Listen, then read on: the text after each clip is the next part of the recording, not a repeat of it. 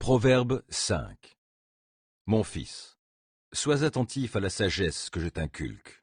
Prête l'oreille à mes paroles qui t'enseignent l'intelligence, pour que tu t'attaches à la réflexion et que tes lèvres gardent la connaissance.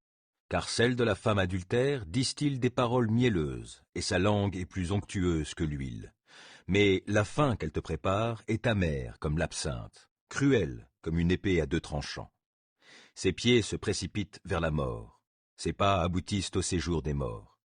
Elle ne se soucie guère du chemin de la vie. Elle suit des sentiers qui se perdent, elle ne sait tout. Maintenant donc, mes fils, écoutez-moi. Ne rejetez pas ce que je vous dis.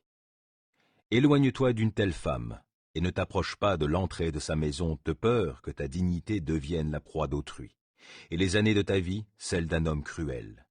Que des étrangers se rassasient de ce que tu as produit par tes efforts, et que le fruit de ton travail se retrouve dans la maison d'un autre, de peur que, par la suite, tu gémisses, alors que ton corps tout entier sera épuisé et que tu dises « Comment donc ai-je pu haïr l'éducation? Pourquoi ai-je dédaigné les avertissements? Pourquoi n'ai-je pas écouté ceux qui m'ont enseigné, ni prêté attention à ceux qui m'instruisaient?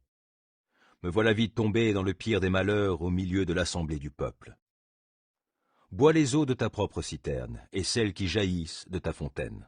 Tes sources doivent-elles se disperser au dehors et tes ruisseaux dans les rues? Qu'ils soient pour toi seul, ne les partage pas avec des étrangers. Que ta source soit bénie.